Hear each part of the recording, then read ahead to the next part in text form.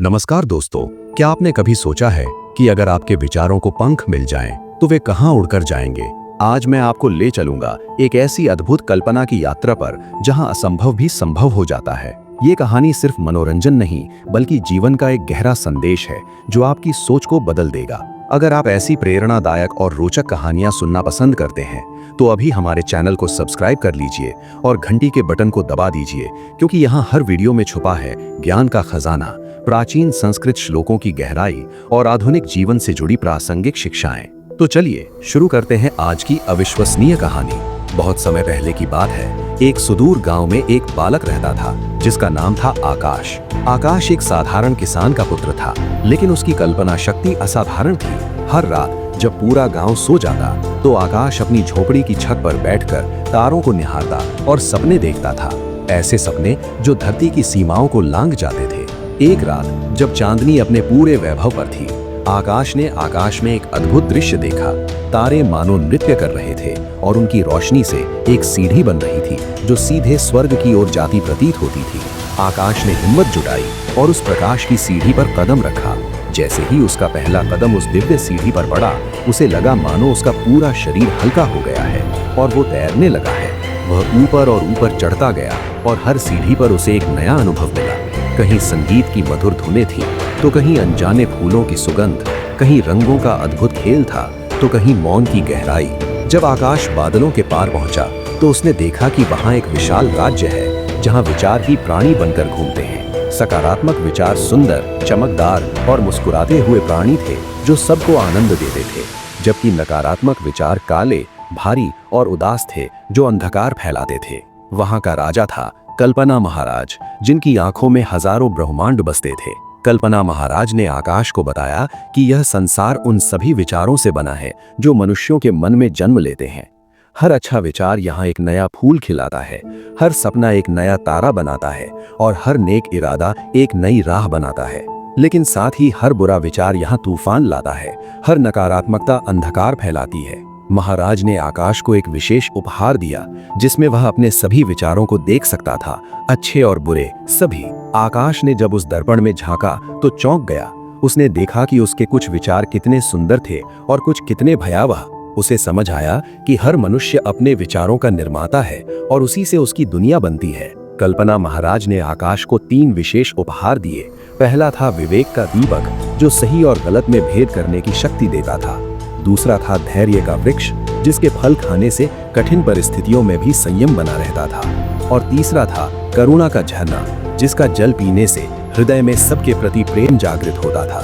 महाराज ने कहा, वत्स आकाश, तुम्हें ये उपहार इसलिए दे रहा हूँ क्योंकि तुम्हारे मन में सच्ची जिज्ञासा है और सीखने की इच्छा है। लेकिन याद रखो, ये उपहार तभी तक तुम्हारे पास रहेंगे जब तक तुम इनका सही उपयोग करोगे। अगर तुमने इन्हें स्वार्थ के लिए इस्तेमाल किया तो ये तुरंत लुप्त हो जाएंगे। आकाश ने वचन दिया कि वह इन उपहारों का उपयोग केवल भलाई के लिए करेगा। फिर महाराज ने उसे वापस धरती पर भेज दिया। जब आकाश अपनी झोपड़ी की छत पर वापस लौटा तो भोर हो चुकी थी। उसके हाथ में वे 3 उपहार अब 3 साधारण वस्तुओं में बदल चुके थे, एक छोटा दिया, एक पौधा और एक मिट्टी का घड़ा। लेकिन आकाश जानता था कि इनमें असाधारण शक्ति छुपी है। उस दिन से आकाश का जीवन बदल गया। उसने अपने गांव में लोगों की मदद करनी शुरू की। विवेक के दीपक की रोशनी से वह लोगों को सही निर्णय लेने में मदद करता। धैर्य के वृक्ष के फल बांटकर वह झगड़ों को सुलझाता और करुणा के झरने का जल देकर वह कठोर हृदयों को नरम बनाता। धीरे धीरे पूरा गांव बदल गया। जहां पहले लड़ाई झगड़े होते थे, वहां अब प्रेम और सद्भावना थी। लोग आकाश के पास आते और पूछते कि उसे ये ज्ञान कहाँ से मिला। आकाश मुस्कुराता और कहता, यह ज्ञान हर किसी के भीतर है, बस हमें अपने विचारों को शुद्ध रखना है और कल्पना की शक्ति पर विश्वास करना है। वर्षों बाद जब आकाश वृद्ध हुआ, तो उसने अपने अनुभव को एक पुस्तक में लिखा, जिसका शीर्षक था कल्पना से सृजन तक। वह पुस्तक पीढ़ी दर पीढ़ी हस्तांतरित होती रही और आज भी लोगों को सिखाती है कि हमारी कल्पना और विचार ही हमारी वास्तविकता को आकार देते हैं।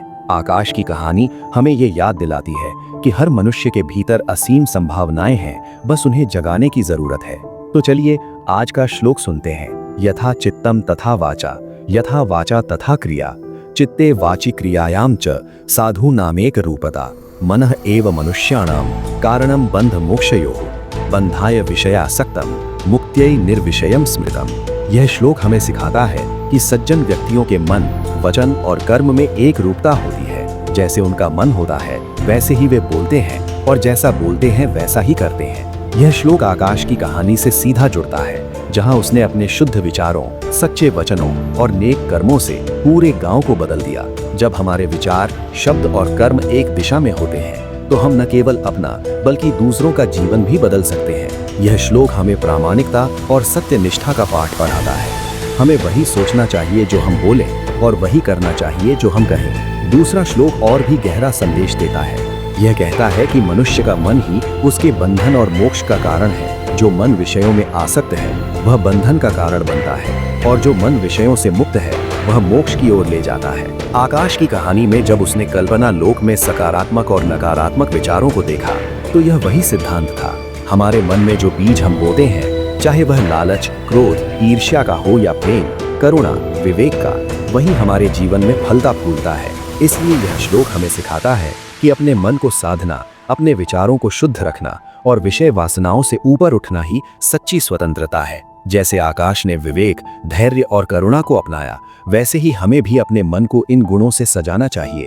तो दोस्तों, आकाश की ये कहानी और ये प्राचीन संस्कृत श्लोक हमें एक महत्वपूर्ण सीख देते हैं। हमारे विचार ही हमारी दुनिया बनाते हैं। अगर आपको ये वीडियो पसंद आया हो तो लाइक करें, शेयर करें और कमेंट में बताएं कि आपको कौन सा संदेश सबसे ज्यादा पसंद आया।